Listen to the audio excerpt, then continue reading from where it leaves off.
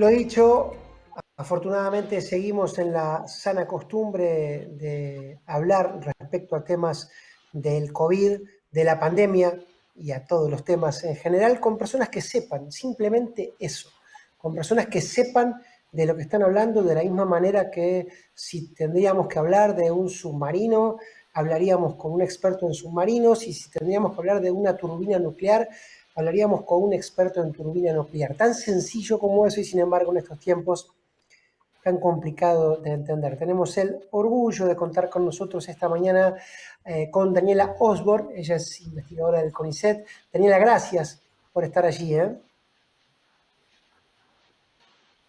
No, gracias por en temáticas tan clave y tan sensibles, ¿no? Como todo lo que hace la pandemia.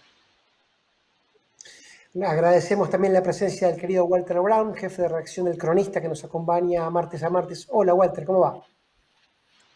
Muy bien, Diego, ¿qué tal? Vos lo dijiste, ¿no? Lo importante de hablar con especialistas cuando se tocan, sobre todo temas tan delicados como la salud, como lo que nos está afectando la pandemia, no solamente aquí en la Argentina, sino en todo el mundo, y de cómo se está tratando, cómo estamos llevando adelante este proceso para combatirla y para tratar de recuperar un poco nuestras vidas, ¿no? Y en ese proceso la buena información es clave y la mala información, y esto corre por mi cuenta, debiera ser considerado un delito, un atentado a la salud pública. Dicho esto, Daniela, en el día de ayer, el Malbrán informó que detectó variantes de la India y de Sudáfrica en 3 viajeros que llegaron del exterior. Esto venía en sintonía con lo que las autoridades sanitarias advertían, que en realidad no solamente vamos a tener que estar atentos al, llamémoslo, viejo COVID, sino que el nuevo también está por todos lados, o por lo menos más presente ahora que antes. Sí, la verdad que no son noticias muy buenas y, digamos, se confirma esto de que el virus llega por avión y a través de las fronteras y bueno, una vez más lo vemos plasmado, ya había llegado el primero, el original, después las variantes del Reino Unido, de Manaus, de Río de Janeiro, de California y ahora tenemos la de la India, la de Sudáfrica, que antes la de Sudáfrica que está más estudiada y es más preocupante porque es de las más resistentes a la inmunidad conferida por las vacunas. Cuando decimos que es la más resistente no queremos decir que la vacuna no funciona, decir que es menos sensible a la capacidad neutralizante que hay en los sueros, inclusive varias de las vacunas. Así que bien la estrategia de detectarla tempranamente.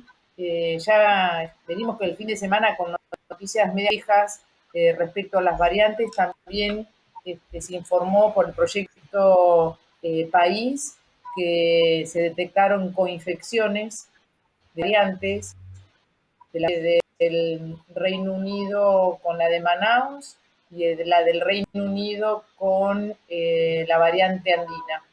Así que sorpresas, todo el tiempo sorpresas y muy desafiante esta pandemia.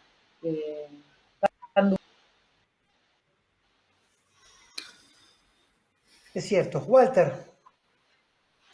Sí, doctora, en función de estos desafíos que presenta la pandemia y de las variantes que se fueron descubriendo en el mundo, lo que me pregunto y le pregunto obviamente a usted es si la Argentina, en función del crecimiento de casos y de que la situación de la pandemia se extiende a lo largo del tiempo, puede también ser un lugar donde se genere una variante diferente, o si esto tiene que ver específicamente con algo que ocurrió en Manaus, en Río de Janeiro, en Sudáfrica o en Inglaterra.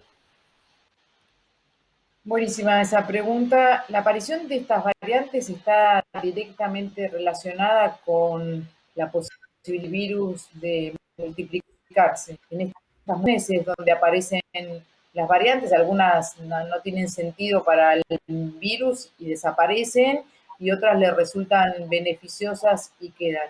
Y en la medida que haya más replicación, o sea, más contagios, si hay más contagios, hay más replicación, y si hay más replicación, hay posibilidad de que en nuestro país variantes que se vayan adaptando a que le resulten favorables y para nosotros no, y entonces se transformen en esto, en las variantes de preocupación, ¿no? Entonces, es una de las razones por las cuales también el contagio hay que tratar de reducirlo, no solamente para evitar que sabemos que cuando pega fuerte, sino también esto de disminuir las probabilidades de que aparezcan variantes que sean más difíciles de manejar, ¿no? Daniela, anclo en esto último que decís, primero tomando como referencia tu primera respuesta, que esos son virus que llegan desde el exterior, llegan generalmente por avión, entonces todas esas medidas que a veces son presentadas como restrictivas o violatorias a vaya a saber qué libertades, en realidad están en sintonía con el movimiento del virus, o sea, no persiguen un capricho. Y reforzar esto que vos también decías, es que precisamente al reducir los contagios, reducimos también el peligro de que estas nuevas variantes prosperan y por eso la distancia social y las medidas de prevención en ese aspecto siguen siendo fundamentales. Ha pasado más de un año de la pandemia y tener que hablar de esto es también en cierta medida un fracaso comunicacional antes que sanitario. Sí, sin dudas. Hoy además está bien claro el conocimiento respecto de cuál es la principal fuente de infección, ¿no? Porque al principio, cuando empezó todo en el 2020, no estaba claro si nos podríamos contagiar desde las superficies o incluso en el piso y demás.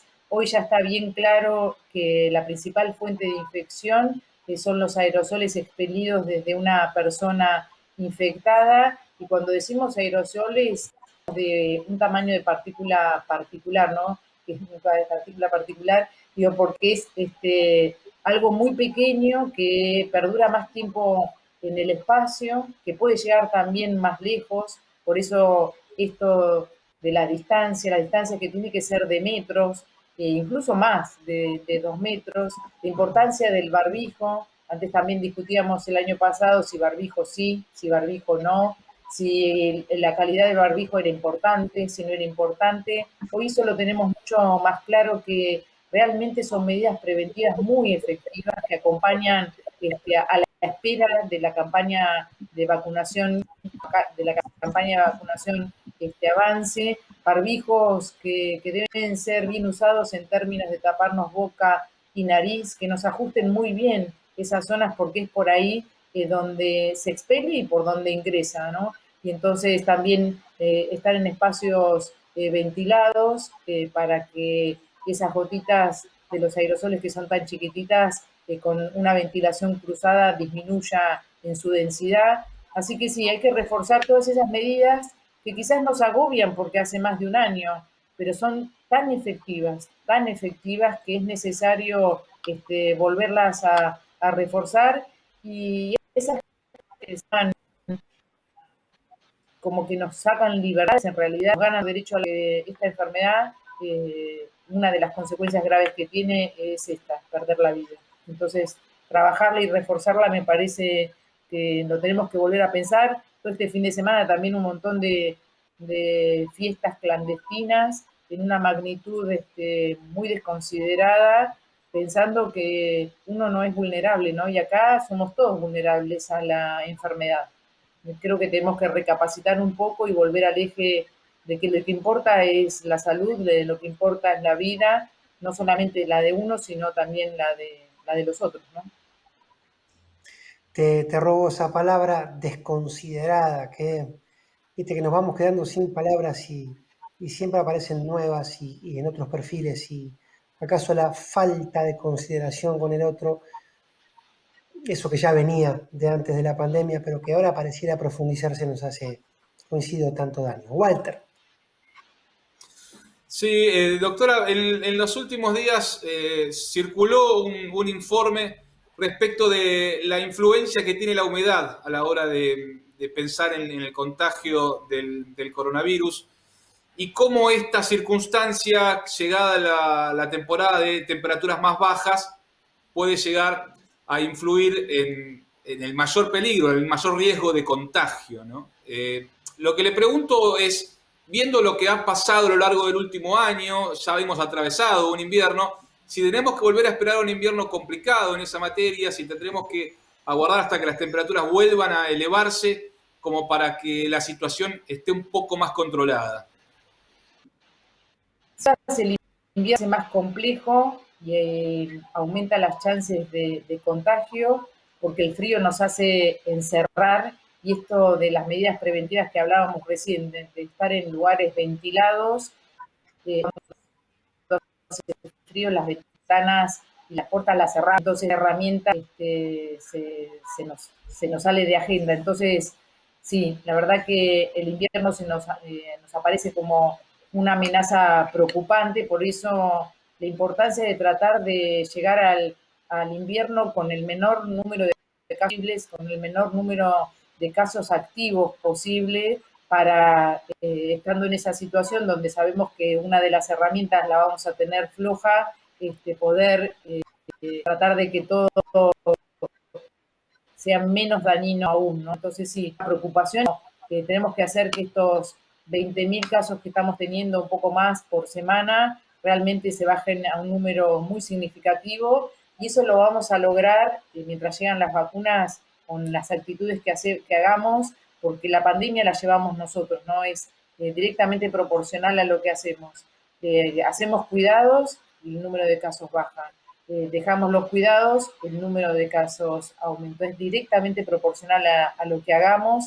Ya con estas medidas que tuvimos hace unas semanas, se disminuyó lo que es la velocidad de contagio. Veníamos con una velocidad de contagio tremenda, y bueno, ahora se frenó ese crecimiento de los casos. Estamos con casos altos todavía, pero vimos que un impacto positivo de el no encontrarnos, de restringir un poco más, de hacer sentir a la población. Yo creo que ahora lo vemos claramente, casi todos tenemos a alguien que está pasando una situación difícil con la enfermedad, y lamentablemente eso es lo que nos hace percibirla, ¿no? Y entonces vemos el riesgo, eso no lo queremos tener, y entonces nos damos claramente cuenta del impacto negativo que tiene esta enfermedad.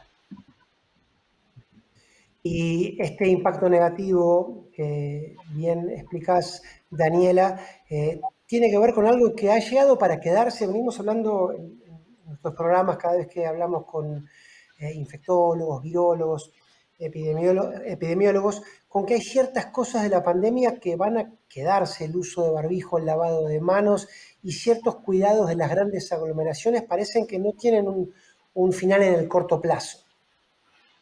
Sí, tal cual, así se avisora. Pensamos que todo iba a durar, no sé si se acuerdan, cuando hubo un viceministro, el viceministro de Salud de la provincia, que se animó a decir que, bueno, que esto va a seguir hasta septiembre del 2020, y estamos en mayo del 2021, con un suspiro agotado, pero sabemos que hay una luz, pero todavía continúa, ¿no? Entonces, todas estas medidas llegaron para quedarse, y sabemos además que tienen un impacto en otras enfermedades infectocontagiosas, porque ahora, que es también época de otros virus, vemos que lo que más circula es el virus de la COVID-19, el SARS-CoV-2, mientras que los otros virus respiratorios y demás están desplazados, ¿no? Por esto, y esto nos marca que las medidas impactan positivamente para otras enfermedades infectocontagiosas. Sí, parece que llegaron para quedarse por un largo tiempo. Sin duda las vacunas nos van a poner en otra página, pero necesitamos que estas vacunas lleguen a todos de manera equitativa y logremos esta inmunidad de rebaño que todavía no alcanzamos, y que está costando un poco por varias razones. Primero, porque hay una desigualdad tremenda, ¿no? En todo lo que es la distribución de las vacunas, quienes acceden primero a ellas. Y segundo, porque se necesita un número de dosis que es enorme realmente, ¿no? Porque tenemos que vacunar a la población del planeta, y por lo menos a la población que por ahora están dirigidas las vacunas, que son las personas más allá de los 16 años, y un poco con los allá con la vacuna que se autorizó para el uso en la emergencia para la población de 12 años a 16, pero igual si analizamos esa población es enorme. Hablamos de más de 4.000 millones de personas, 4.000 millones de personas que tienen que recibir en su mayoría 2 esquemas, porque las vacunas en su mayoría tienen un esquema de 2 dosis, y entonces hablamos de un número de dosis que es enorme, más de 8.000 millones de dosis de vacuna, cuando normalmente en el mundo y por año, a lo largo de todo el año, para todas las patologías inmunoprevenibles, se producen entre 3.000 y 3.500 millones de dosis. Así que, aparte de eso, tenemos que sumarle estos 9.000 millones de dosis. Así que un desafío tremendo, porque además de ese número de dosis lo queremos en el menor tiempo posible, ¿no? Para poder ganar más al virus, ¿no? Entonces es un desafío enorme. Desafío por la cantidad de dosis y desafío por esta forma de vida tan individualista, ¿no? No llegamos a entender que acá nos salvamos entre todos, ¿no? Que no es que un solo país, un solo grupo poblacional se va a salvar, sino necesitamos que esta inmunidad llegue a todos por igual. Walter. Sí, doctora, respecto de las dosis de las vacunas, estaba leyendo un informe recientemente liberado por Gran Bretaña sobre la efectividad, sobre lo efectiva que son las vacunas de AstraZeneca y las vacunas de Pfizer también. Y estamos llegando en un tiempo en el cual, por lo menos aquí en la ciudad de Buenos Aires, en la provincia de Buenos Aires, se está empezando a aplicar la segunda dosis. Algunas de las personas que ya recibieron la primera, si bien todavía falta gran parte de la población recibir esa primera dosis. Pero nos genera una duda, y la pregunta va en este sentido, sobre si la segunda dosis, si no llega a ser del mismo laboratorio que entregó la primera dosis, puede ser aplicada y puede ser igualmente efectiva en aquel paciente que la reciba, dado la dificultad que se está observando respecto de la provisión de las vacunas. Sí, por ahora lo que está establecido es prolongar el espaciamiento entre primera y segunda dosis, pero no dosis. Por ahora no hay nada sobre eso, sí hay trabajos que se están haciendo en los ensayos clínicos. A comienzos de este año empezó un ensayo clínico de emplear a la vacuna Sputnik V como primera dosis y como segunda dosis la vacuna de AstraZeneca. Pero en general todo lo que es en vacuna, todo se hace basado en la evidencia, solo ante una situación que nos desborde se podrá tomar alguna medida, pero en principio no. Por ahora seguimos con de cumplir, si empezamos con una farmacéutica o con un tipo de vacuna, continuar con el mismo tipo de vacuna, en todo caso espaciarlo, que es lo que la Argentina tomó como estrategia para lograr mitigar un poco más los efectos tan adversos de esta pandemia. Esta medida la toma Argentina en base a evidencia en ensayos clínicos para algunas de las vacunas que utilizamos nosotros acá en la Argentina, y evidencia en otros países que se adelantaron a esta toma de decisión porque estaban atravesando una situación epidemiológica muy crítica. Uno de ellos es el Reino Unido. El Reino Unido decide espaciar la primera y digamos, entre la primera y la segunda dosis más del tiempo mínimo de 4 semanas, y eso lo toma porque estaban en una situación muy tremenda de tener casi 60.000 casos diarios y casi 2.000 muertos por día. Entonces decide hacer esto, tener más población con al menos una dosis, y si ahora miramos la epidemiología del Reino Unido, vemos que la situación cambió completamente para bien. Están alrededor de entre 2.000 y 3.000 casos por día y menos de 50 fallecidos por día.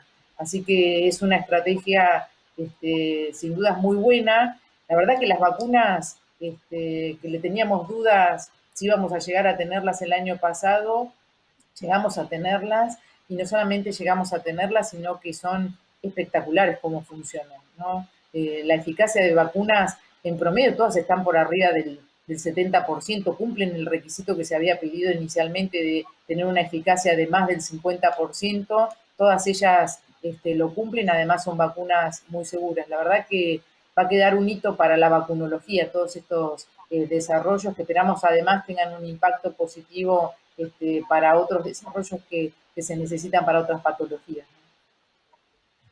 Sí, a propósito, Daniela, de lo que decís, antes de ayer en Inglaterra fue el primer día que no registraron fallecidos,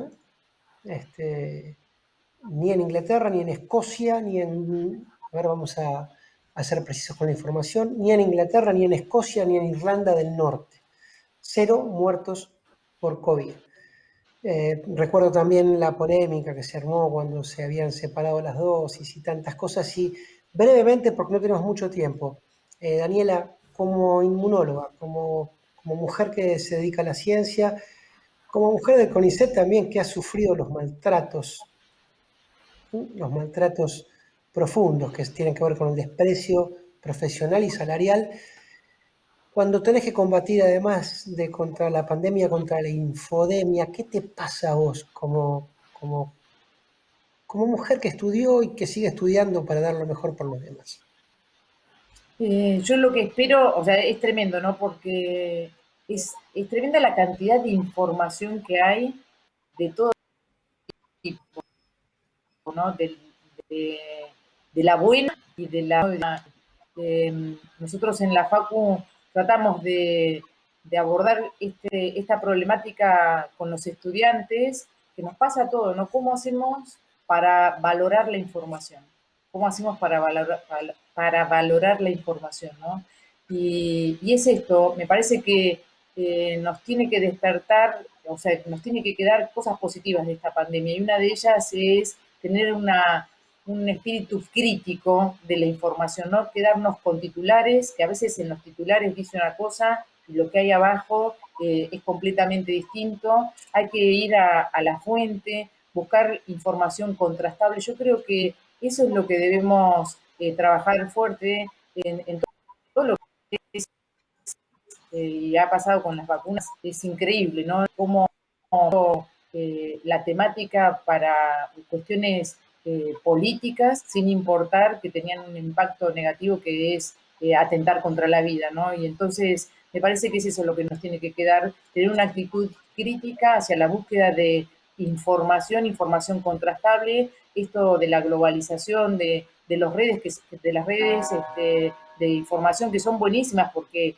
la información llega a mucha velocidad, pero también puede llegar cualquier cosa. Entonces, también tener un método para buscar la información, un método crítico, esto que digo de buscar información contrastable, de qué fuente viene, de qué es lo que se dijo. O sea, se llegó a decir que en las vacunas había veneno, que en las vacunas habían chip comunista, o sea, tremendo, y entonces a los oídos débiles por ahí entra fácil, o esto, el exceso de información hace que entre información fácilmente, entonces de buscar la información contrastable y con fuente fidedigna. En el área de salud hay muchas fuentes que sabemos dónde buscar y sabemos que lo que se dice ahí es serio, y en todo caso puede haber alguna temática que esté controvertida, pero estamos viendo que hay, porque se analiza así o asá, pero sabemos que se está haciendo seriamente. Creo que eso es lo que debemos tratar, no solamente para temas de ciencia, sino para los temas en general, ¿no? Buscar información, buscar información fidedigna, contrastable. Creo que eso es lo que nos tiene que hacer como ciudadanos críticos y responsables también. Y periodistas responsables también, Daniela, en eso estamos. Hacemos lo que podemos y por lo menos vamos hacia allá. Gracias por tu tiempo otra vez y como siempre le decimos a las personas que comparten este espacio, gracias por poner tu saber y tu conocimiento al servicio de los demás. Muchas gracias, Daniela, por acompañarnos. Gracias a ustedes por el espacio, como les decía, y por tratar de avanzar un poco más en el conocimiento en estos temas que son tan complejos, tan sensibles y tan delicados que estamos atravesando. Así que gracias a ustedes. A seguir cuidándonos mucho. Un abrazo. Claro que sí. Eso también va para vos, Walter, aunque te sabemos un gran militante de los cuidados, así que te saludamos desde acá, querido Walter. Gracias, Diego. Lo mismo para vos y para todos los que nos están viendo. Nos reencontraremos la semana próxima.